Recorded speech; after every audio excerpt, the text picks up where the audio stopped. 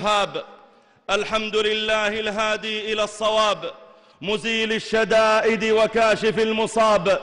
الحمد لله فارج الهم وكاشف الغم، مجيب دعوة المضطر فما سأله سائل فخاب. يسمع جهر القول وخفي الخطاب، أخذ بنواصي جميع الدواب.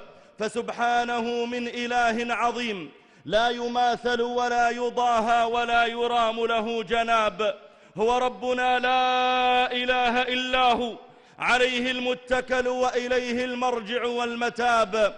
الحمد لله حمدا كثيرا طيبا مباركا فيه، ثم الحمد لله الذي شرف مصر على سائر البلدان ومدحها في سالف البيان، وجعلها للعلماء منزلا وللأذكياء موطنا وموئلا. وأشهد أن لا إله إلا الله وحده لا شريك له، جل عن الشبيه والمثيل والند والكفء والنظير. وأشهد أن سيدنا ومولانا وإمامنا وقائدنا وقدوتنا هو محمد صلى الله عليه وآله وسلم، وعلى من تبعه بإحسان إلى يوم الدين.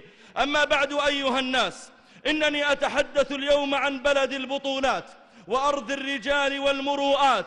إنني أخطب عن بلد كانت ولا زالت للإسلام عزا، وكان أهلها له مجدا.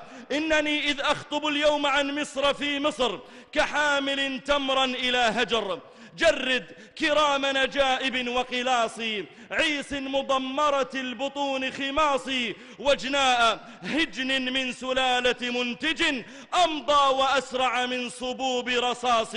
وإذا تناهى سيرها وتسارعت فكسبق سهم مسدد قناص.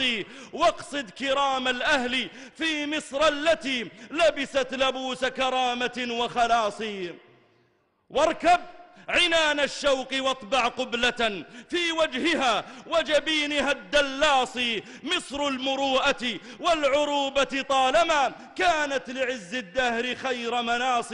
مصر وما أدراك ما هي، إنها أحبار محبرة وأسد فراص. مصر وما أدراك ما هي، إنها أحبار محبرة وأسد فراص. يا رب قائد أمة من أرضها كشف البلاء وضيغ من فرفاص.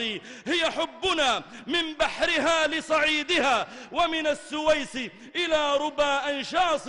بل منذ أن وطئ الخليل ترابها رأس الحنيفة والد الأعياص. وكذلك وكذاك يعقوب الكريم حفيده، والابن يوسف جابر الأوقاص.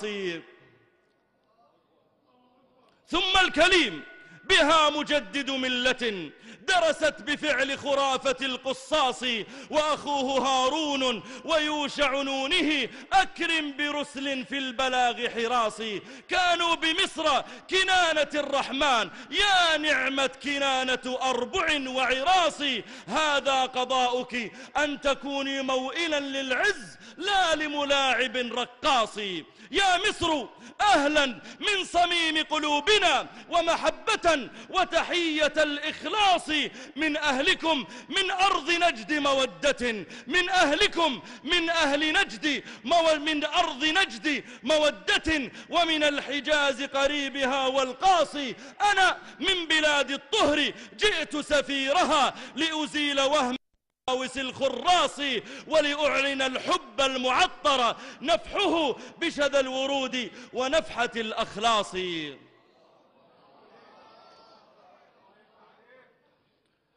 كيف أتحدث اليوم في مصر عن مصر؟